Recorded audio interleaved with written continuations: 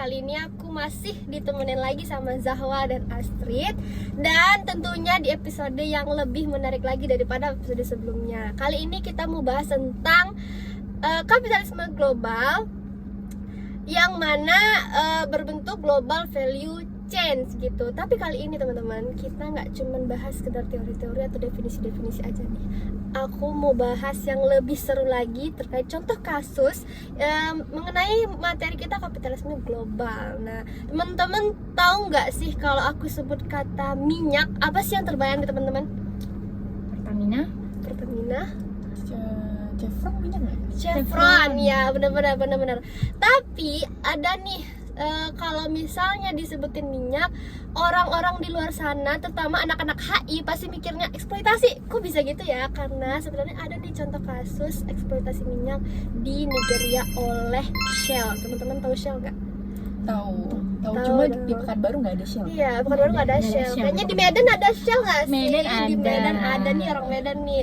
Jadi teman-teman, di Nigeria itu adalah salah satu penghasil minyak terbesar di Afrika. Nah, waktu itu di tahun 1903 Amerika lagi eksplorasi minyak atau pertambangan atau sesuatu lah yang bisa mereka olah dari negara-negara global south nih. Nah, ditemukanlah di Nigeria itu tambang minyak gitu. Kemudian karena eksplorasinya itu semakin masif, ditemukanlah penemuan-penemuan baru di tahun 1956 di Oloibiri.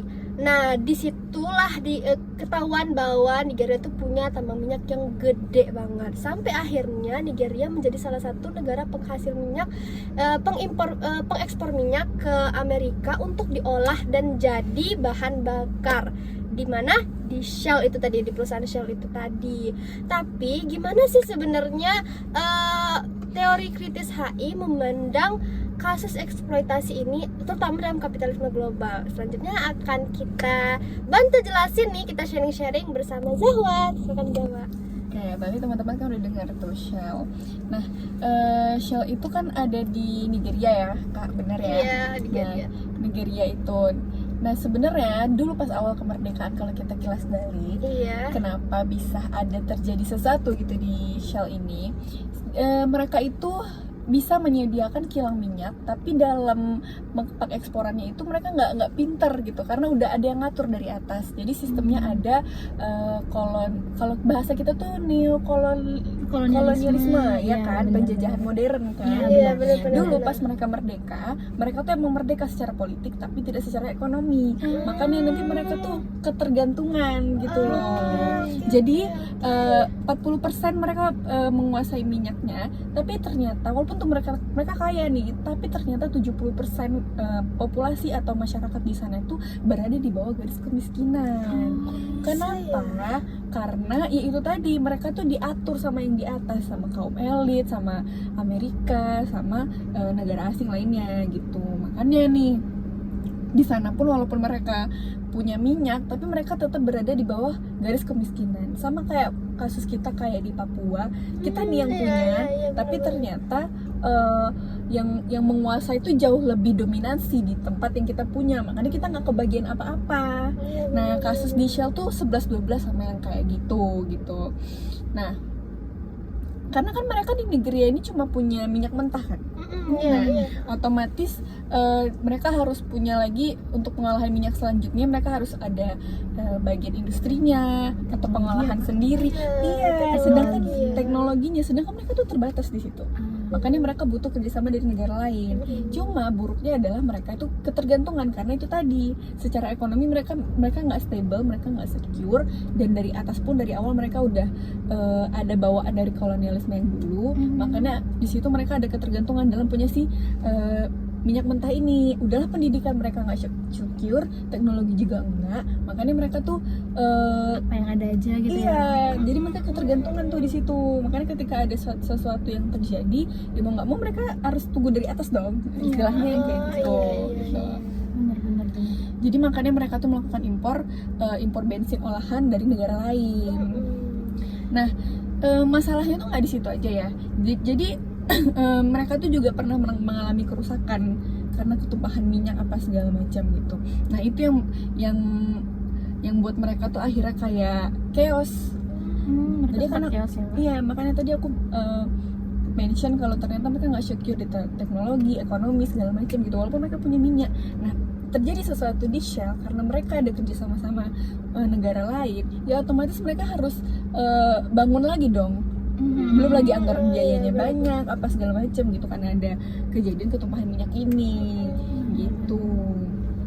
Nah, pemerintahnya pun sebenarnya menurut aku dari info yang aku cari, mereka kurang ini ya, kurang kuat atau kurang tegas gitu dalam mencari cara dalam menghadapi ini gitu, karena tadi itu ada ketergantungan terhadap negara asing, terus mereka tidak bisa mempergunakan dengan baik bantuan itu. Makanya Shell pun kayak terombang-ambing, ini harus gimana gitu, sedangkan wilayahnya lagi chaos banget nih. Nah, kayak gitu yang terjadi di Shell itu tadi, ekonominya nggak secure, nggak stabil, tapi mereka cuma ngasilin minyak mentah, nggak bisa diapa-apain dulu, makanya butuh olahan dan harus kerja sama yang lain. Itu Tadi kita dengar banyak ya soal ketergantungan, yang Zawa bilang ketergantungan, terus ada dominasi juga. Sebenarnya teman-teman, jadi yang kata-katanya bakal membantu ekonomi Nigeria untuk bangkit melalui pengolahan minyak ini gitu, sebenarnya tuh nggak ada ya Om. Tapi kita belajar nih di HI mengenai ini, gimana sih sudut pandang teori kritis HI, apa sih teori-teori yang menjelaskan tentang ini. Pastinya ada dong ya. Astrid, boleh nggak sih bantu kita sharing-sharing mengenai teori-teori ini? Pasti nih kamu kan sebagai anak HI, kita semua anak HI dong, kita bantu jelasin nih ke teman-teman kalau ini nih nggak cuman natural gitu aja bahwa yang negara global north membantu global south, tapi nggak ada sesuatu di balik itu. Bakal dijelasin oleh Astrid.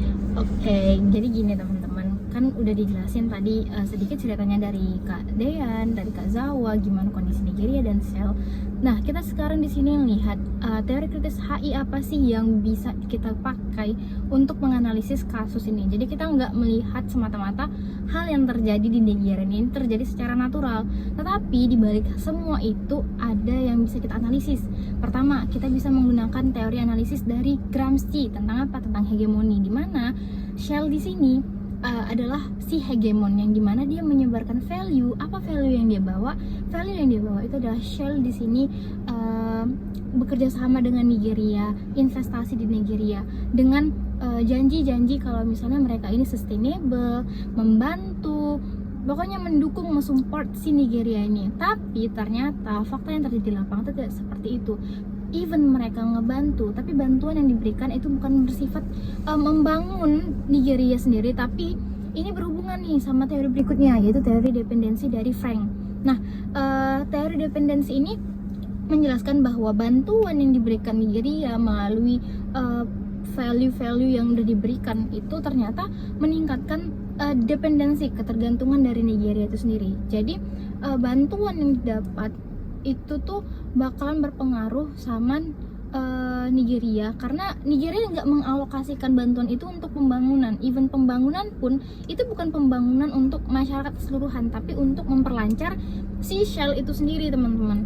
Jadi kayak pembangunan yang diberikan itu ada, tapi itu tadi malah meningkatkan si ketergantungan. Nah, ketergantungan ini tadi juga malah membuat Nigeria tuh semakin terpuruk, semakin nggak bisa berdiri di kakinya sendiri. Padahal kalau kita pikir-pikir ya teman-teman, dengan negara yang punya minyak sebanyak itu, seharusnya dia bisa jadi kaya nggak sih? Kayak Arab Saudi itu kan negara-negara minyak yang kaya ya kan. Nah, apa sih kekurangan dari Nigeria? Nah, kita lihat kalau misalnya dari segi teknologi yang udah dijelasin sama Kak Zawa tadi, pendidikan, kita lihat nih teman-teman, ternyata dalam teori hegemon yang dijelaskan oleh Gramsci juga bilang kalau misalnya ada hubungan nih antara kekuasaan dengan kekayaan intelektual. Kita tahu nih kan, sebagai contoh ya teman-teman, negara-negara maju itu teknologi canggih luar biasa, tapi kenapa sih teknologi seperti itu nggak bisa kita buat juga di negara-negara global south?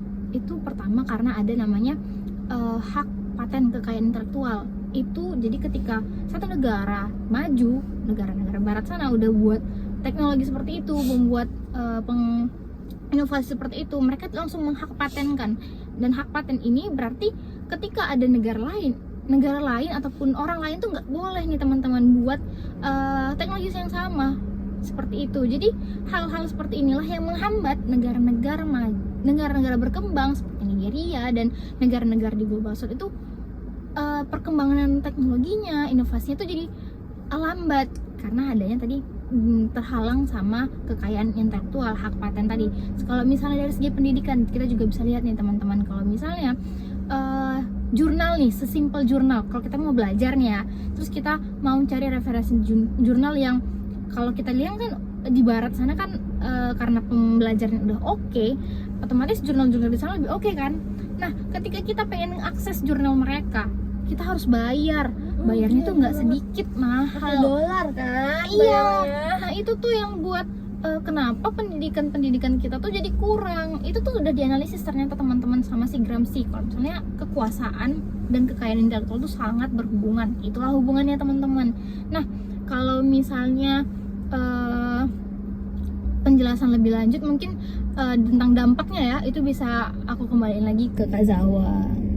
Oke, tadi kan Asri udah banyak singgung kan tentang teori segala macam. Tentu itu berdampak sih, karena memang menurut aku untuk mengesecurekan si dampaknya ini, pemerintah juga harus lebih tegas ya terhadap bantuan-bantuan asing tadi gitu. Karena nggak hanya merugikan perusahaan, tapi masyarakat sekitar dan lingkungannya juga gitu. Tadi kan ada oil spills atau tumpahan minyak. Tumpahan minyak yang terjadi di Shell itu merugikan semuanya gitu loh. Jadi akan merusak tatanan lingkungan, sungai, air gitu. Bahkan air mereka tuh jadinya tercemar gitu. Karena hal-hal yang kayak gitu, karena dia nggak maintenance-nya kurang di sana. Jadi memang apapun yang dilakukan oleh Shell perlu dikuatkan lagi, ditegaskan lagi gitu secara maintenance-nya, aturannya, atas bantuan-bantuan yang dikasih gitu. Kalau misalnya ada kejadian hal serupa, harusnya diselesaikan dengan segera gitu, karena ini tuh minyak loh gitu.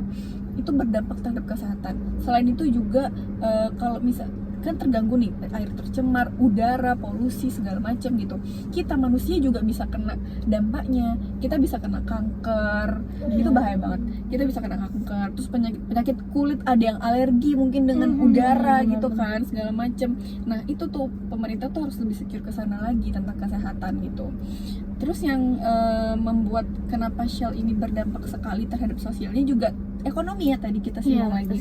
Nah, karena satu hal tuh bisa yang apalagi yang pekerja di Shell, jadinya kalau mogok apa segala macam, kalau tiba-tiba kerjasamanya nggak masuk, kan ekonomi mereka juga terganggu otomatis. Pendapatan mereka, pendapatan untuk diri dan keluarga mereka itu juga terganggu, pemasukannya kan segala macam gitu. Ketergantungan tadi ya. Ketergantungan itu tadi yang membuat kayak karena satu masalah tuh bisa merugikan semuanya gitu, dari segi kesehatan, lingkungan, habitat yang lain, hewan di sungai-sungai yang kalau airnya tercemar juga bakal terganggu di daerah sana gitu.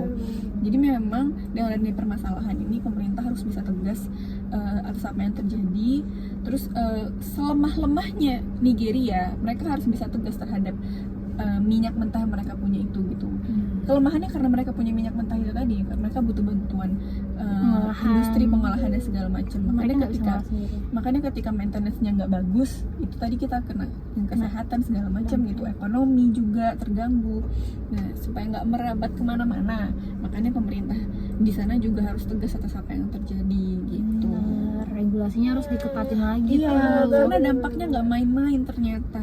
Semua aspek kena teman-teman. Betul. Benar teman-teman. Jadi dari semua yang udah kita jelasin, ternyata banyak ya kompleksitas dari kasus Nigeria, eksploitasi minyak di Nigeria ini oleh Shell ya, dari dampak sosialnya, dari dampak ekonominya, kemudian tentunya nggak cuman ke manusia tapi ke banyak aspek, lingkungan, hewan dan yang lain-lainnya. Itu juga tadi udah kita dengerin sudut pandang dari teori kritis HI, ada teori hegemon oleh Gramsci sama teori dependensi oleh Frank. Jadi kita sebagai sebagai mahasiswa nih nggak boleh mentah-mentah aja nerima berita-berita yang bilang minyak Shell lebih unggul segala macam. Kita harus tahu nih ternyata di balik itu apa yang terjadi, gimana mereka bisa dapatin minyak dengan kualitas tinggi, dari mana sumbernya, apa yang terjadi di dalamnya, kita juga harus tahu ya kan, apa dampak yang dihasilkan. Apalagi adanya Shell ini mereka cuma pakai nama dari Amerika aja nih, Shell doang. Tapi mereka nggak bilang nih bahwa minyak mentah yang mereka dapatkan itu dari negara mana, sehingga yang diuntungkan tentu saja yang punya nama, lagi-lagi Betul. Shell tadi gitu ya Itulah yang disebut teman-teman. apa tadi Kak?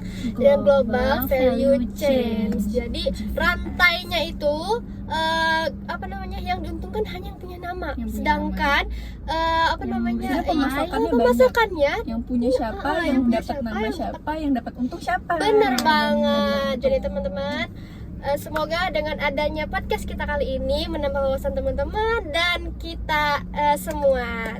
Jangan sampai bosan nonton podcast kita, karena bakal ada pengetahuan-pengetahuan baru lagi, kasus-kasus baru lagi yang bakal kita bahas di kita bertiga lagi. Jangan bosan-bosan lihat muka aku, Zahwa dan juga Astrid di Car Podcast kita. Sampai jumpa teman-teman. Bye. Bye.